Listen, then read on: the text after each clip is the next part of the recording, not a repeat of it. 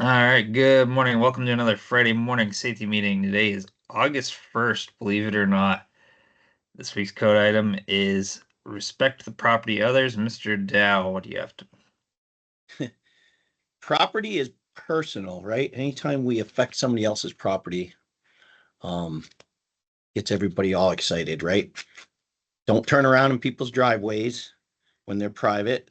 Don't eat each other's lunches without permission. And remember to treat everything as if it were your own. It's kind of easy for us now because of all of our stuff here at ECI is our own. So that's kind of a cool thing to think about. Okay, go ahead. It's always interesting that some things that you learn at such a young age can take you so far in the real world, right? Hopefully, when they're good things. Exactly. All right, this week's safety news: 77 days without a recordable injury, 2 days without a first aid injury, and 9 days without a vehicle incident. We had some minor injuries this week, so next week, let's just focus on trying to use good ergonomics with everything we do and just be careful where we put our fingers and stuff.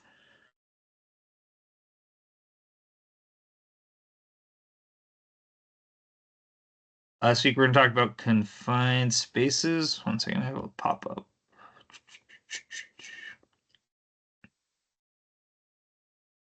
So, why we're here, from 2011 to 2018, 1,030 workers in the U.S. died from occupational injuries involving a confined space. Most of these were preventable. The fatalities are increasing year over year, every single year. So we haven't seen the 2019 data quite yet, but I'm sure that for some reason it's like 5 years behind. I'm sure it's going to be increasing as well. The confined space rescues are incredibly complicated. There's only a few fire departments in the area that can do it. If you're in Chittenden County, you're in great hands. If you're anywhere else, there's not a lot that can be done to safely retrieve you if there is an issue. So that's why it becomes really important that we have our retrieval equipment and stuff like that, so that way we can perform rescues. Would-be rescuers are frequently killed while attempting rescues. You can find a million news stories online of, this guy goes into a manhole, falls asleep, guy goes in after him to pull him out because he knows something's wrong, and then he goes unresponsive, and people start just dying to try to save other people. Hmm. So if you can avoid anybody having to go in as a rescuer, that's preferred. So what is a confined space? It is any space that meets the following criteria. You have limited openings of entry and exit, so if you have to step over a threshold or anything like that, or you have to go through a porthole, really anything that is less than a normal door at ground level. It's not intended for continuous human occupancy, so it doesn't have permanent lighting, stuff like that. And it's large enough that you can enter with your entire body. So, I'll give you an example. Yesterday, we were doing a locate, and a guy had to climb into the manhole to put the snake in.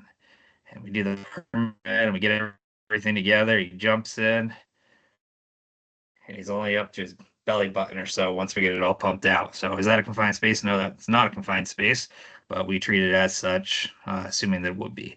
So, we always want to be out ahead of what VOSHA or anything safety related could deem to be a confined space. So, we want to be more on the conservative side, treat things as a confined space before anybody else would.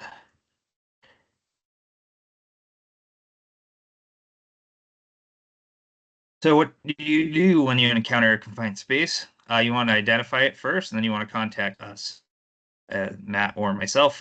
We want to plan in advance, and that can prevent delays. So if you let us know the morning of, you might be waiting a little while. If you let us know a week in advance, and we'll make sure that we have everything where it needs to be when it needs to be there. The complexity of different plans will vary from the top pictures there, which were over at Global Foundries, with probably one of our more complicated confined space entries, and deadlines for projects are never an excuse to forego the necessary steps to doing a safe confined space entry.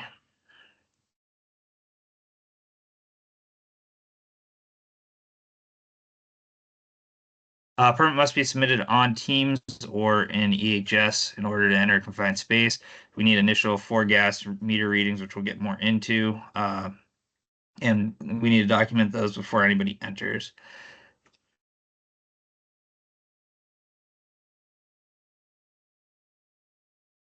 You have different roles on a confined space entry team. You have the entrant, who is the person that enters the confined space. Pretty self-explanatory. You have the attendant, who directly monitors the person going in. You have emergency responders who are there to help in case of an emergency. You have the entry supervisor. Person is responsible for everything to do with the confined space, retrieval systems, having the plan, permitting, all of that stuff, as well as making sure that everybody's wearing the appropriate PPE for the tasks that they're doing. We've been having everybody wear type 2 hard hats while they're entering confined spaces, just because there's a lot of ups and downs of places to snag their heads and stuff like that.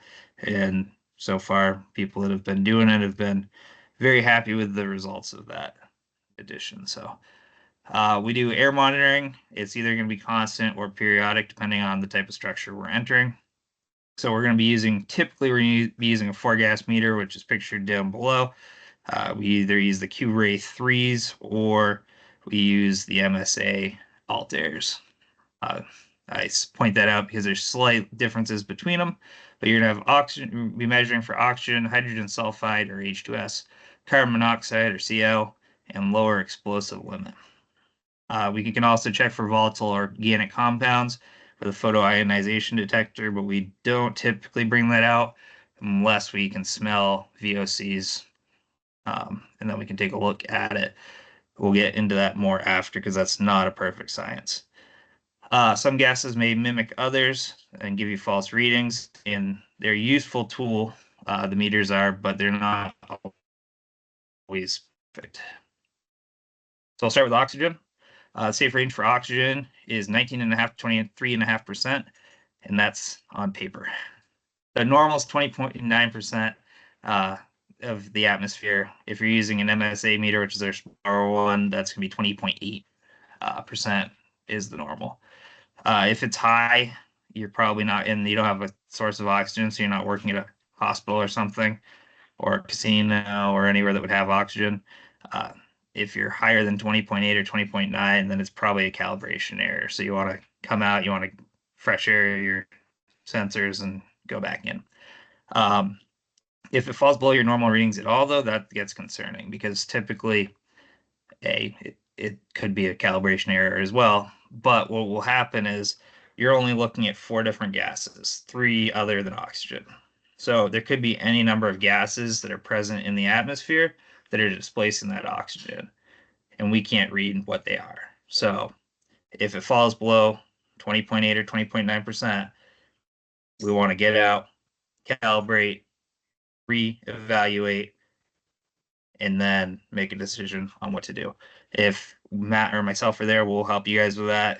If you're doing it somewhere by yourself, give us a call. We'll help you work through whatever could be going on. Hydrogen sulfide is sewer gas, needs to be below 10 parts per million. Sometimes off-gassing batteries and stuff can mimic hydrogen sulfide. Carbon monoxide is another big one and can cause a lot of issues. It's tasteless, odorless. We need to be below 30. We shoot to be below 35 ppm. We can go up to 50 technically over an 8-hour day. We want to keep power equipment away. For some reason, the worst things for it are like the small gas motors, like the little plate tamps and stuff like that, cause a lot of carbon monoxide.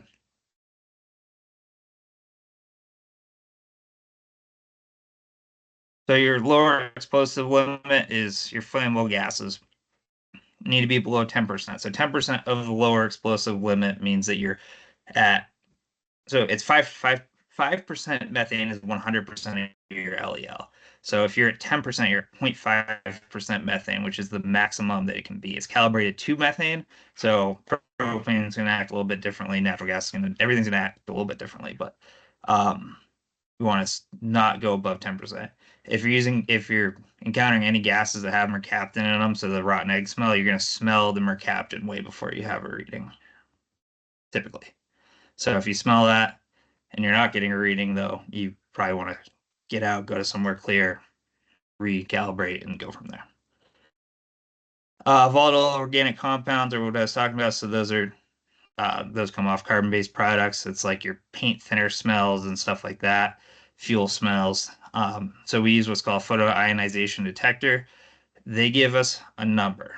If we don't know exactly what the substance is, that number is virtually useless other than a yes, there are VOCs present, which there are typically VOCs present in most situations, or no, there are not VOCs present. So where it's not a great result and they're very fragile, they have a little bulb in them that break if you drop them from any sort of height. We don't typically use them unless there's a reason to. So if something's off and you're doing confined space, uh, if you get a headache, nausea, dizziness, anything that's strange, anything seems weird, get out, figure out what's going on, and then re-enter if appropriate. Any strange odors, same thing. If something just doesn't seem right, just take the pause. No time deadline is important enough to try to push through any issues that you might encounter with confined space work. You can always make re-entry, but a pause and reevaluation is always worth your life. Just remember, you're definitely not going to make your deadline if there's a serious injury or a death. So it's always worth it to take the pause, figure out what's going on, and start over. Matt, do you have anything to add? No, Tom, that was really good, really informative at a very macro level. I liked it. Thank you. A lot of people don't understand the lower explosive limit. It's always, that's always the one people don't get, but at 100%, that's when that concentration of that flammable gas reaches the point when if you made a spark, it would just ignite, right, Tom? I mean, you're the fireman, but Exactly. So if you're yeah, at 5%, you have enough gas to explode. yep. If you're over 15%, which is the upper explosive limit, the UEL, then you are don't have enough oxygen to cause explosion, which So is why they so can weld on gas yeah, lines and stuff like that. Yeah. yep. And we got a lot of tools that spark or arc.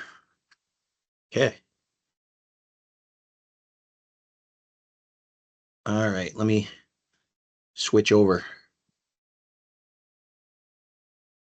See if I get the right one here.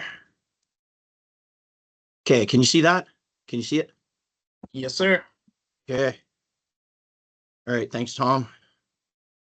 Related to gas, I'll start out with I didn't get this in the email, but we are switching over our oxygen and acetylene tanks. I believe from Airgas, we're switching over to Han. So our contract, I think Pat was is ready to make the switch. I believe we've signed the contract with Han, so we're going to be switching all the oxygen and acetylene tanks. So everyone that has oxyacetylene setups in their trailers or in their trucks, get with the shop. Pat has the new tanks because what we need to do is return all the tanks to our previous vendor. Um, I don't know how long it's going to take, but the quicker we do it, the better, because I think if we can return all the other tanks, we won't get any extra charges from the people that we're moving away from. So anything to add on that, Pat? I know you're out there. Let us know. Okay. So oxyacetylene tanks, get them in and get them switched. And if you have a question, call the shop. We talked about the code of conduct item, respect the property of others, practice good character, and treat others' property as if it were your own.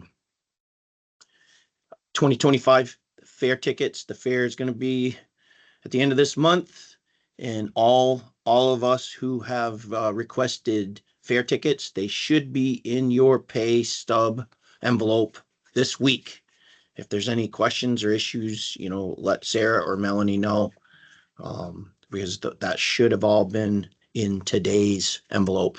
Whether you get it mailed or you picked it up here, you should have that in plenty of time for the fair, but just make sure to check your mail if you get it at home.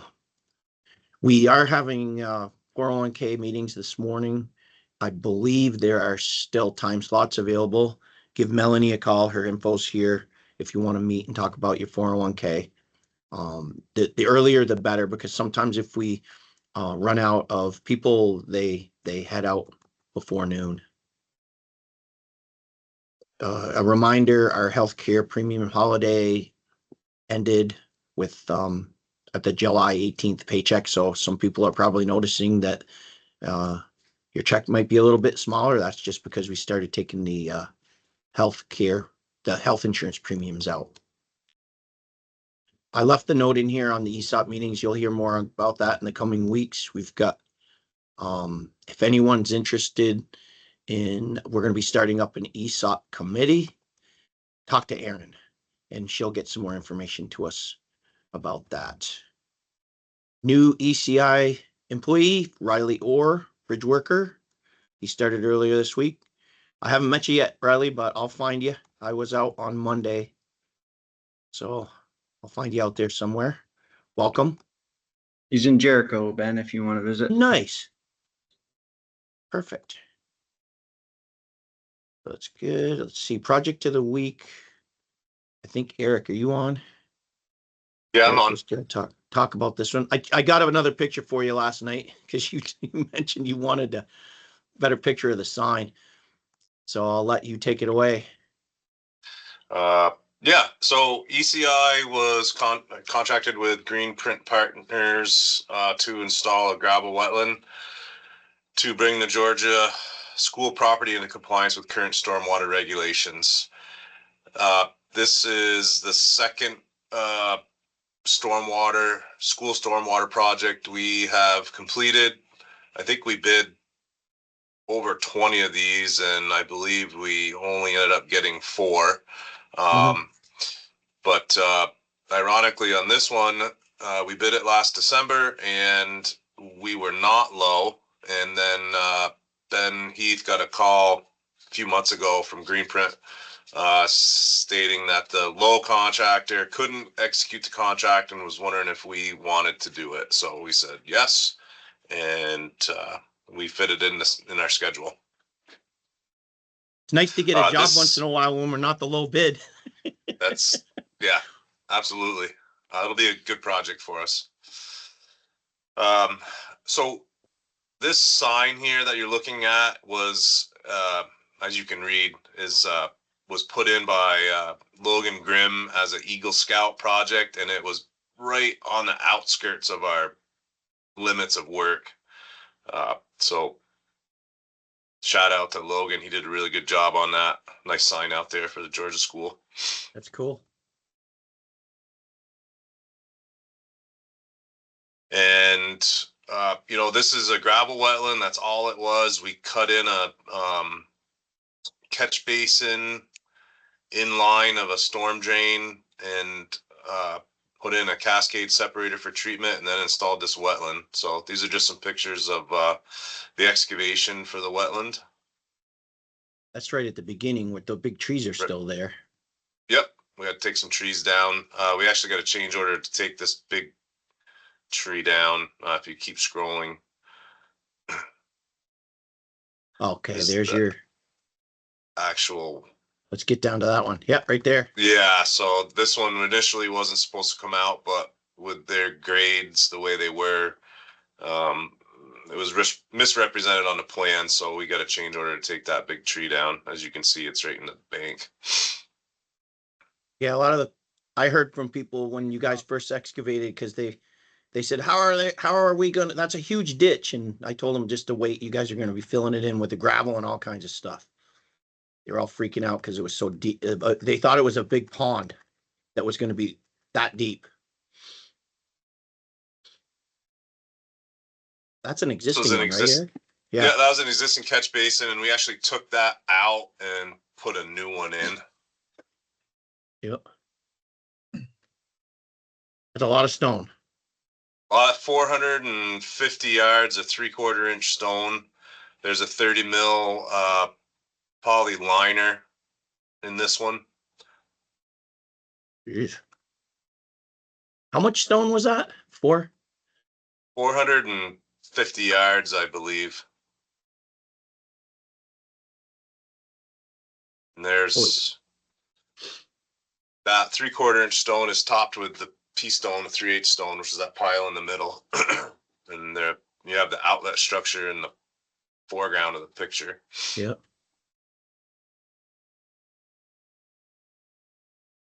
What's that on the top? So that is the wetland topsoil. Yep. 8 inches of that on the top, Is which we found a new. Yeah. Has that got sand in it? Is that sandy so the stuff can get through it? Yep. Yep. So yeah, it's sandy. It's a sandy topsoil, basically, with some compost in it. Wow.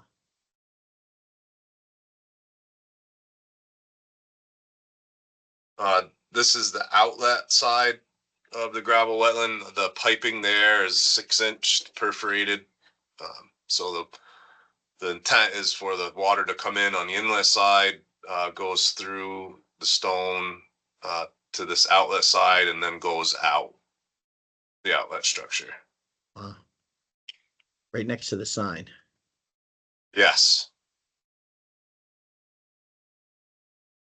So there's just pictures of Greg doing cleanup. So Greg Fire's crew did this job. They were in and out quickly. There's a couple problems with the plans. They had a pipe wrong, size wrong, which held us up because we had to order a reducing fitting. And then the orientation of the cascade separator was off. They drew it wrong on the plans, so we ended up having to get another bend to make that work. So all in all, though, Greg was able to switch gears and do a really good job with this project.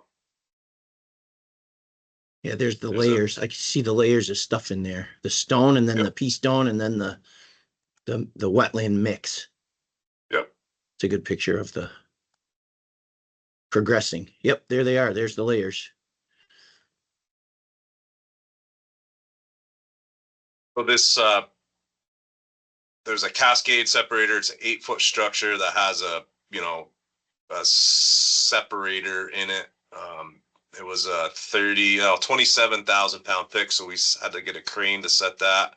This is some couple pictures of the structure being set. That's the top, I believe. You can kind of see it there on the left. I think we got. Yep. Is that it? That's 8 foot? That's it with yeah, that's a contact. Yeah, that's it with the two openings on the top. Yep.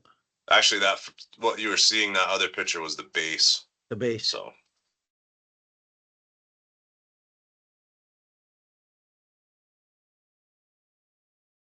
There it is. well, they were off. We had to do this backwards. So we put this catch basin in, but we should have really had the contact structure in first because it was about 5 feet deeper than that basin. But we run into this problem with every project. They've messed up their delivery dates. This was supposed to be delivered the first week in July, and it wasn't delivered until the 3rd week of July. So.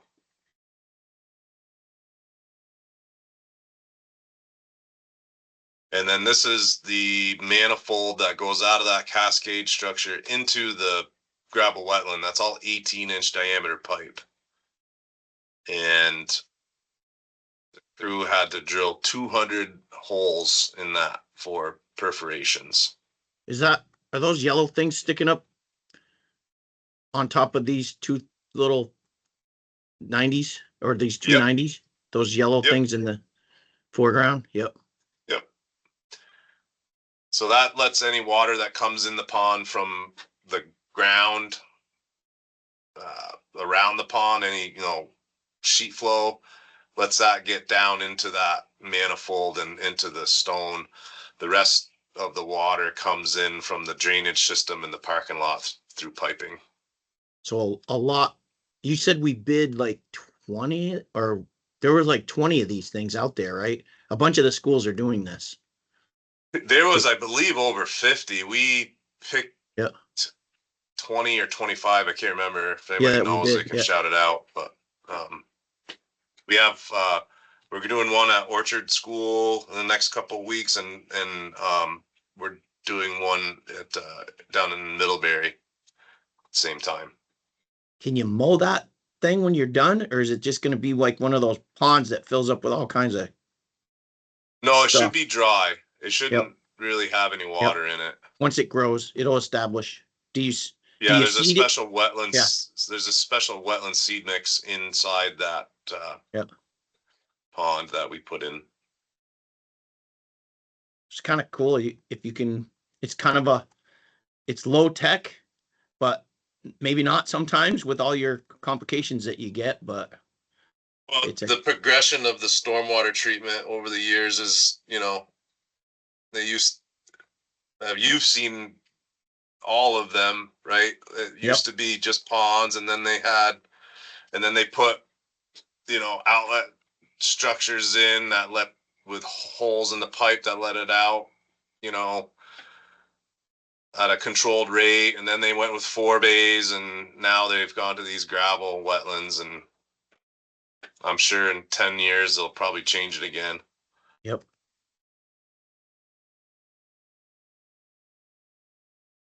So yeah, it was a great project. The men did a really good job, and It's growing. grass is already growing. Yeah, I took a couple of these pictures last night because I figured you said that the grass was growing, so looks good. It looks good without that tree. Nice job. Thanks, Eric and crew from the archives. I put a note on our archives just so we know that some of the archive photos do not reflect current ECI standards of safety. Just so you know. I'm not saying any of these are bad, but this was 2001. This was the IBM industrial waste courtyard drains project. It was all double contained HDPE piping that we had to put in the courtyard, and a lot of it was beneath all the other infrastructure. So this was setting the 330 excavator up over the link into the courtyard. We had to get a special insurance policy to make that lift because right under the excavator are all kinds of process lines. There's acid lines. There's all kinds of stuff going through that link that if we had dropped that excavator, it would have been millions and millions of dollars of production lost and damage to the facility. So that was a big deal.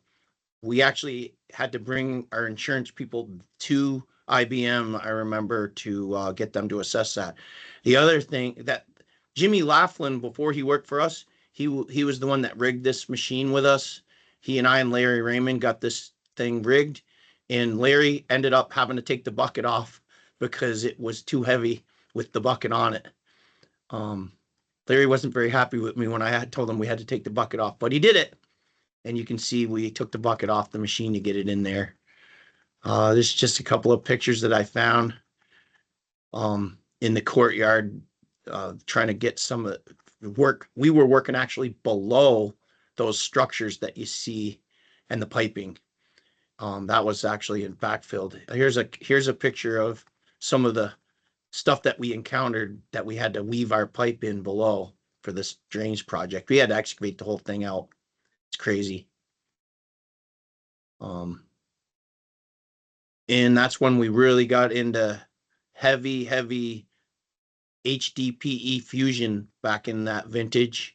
A lot of times we just associate HDPE with directional drilling, but we were doing HDPE fusion before we got into heavy drilling.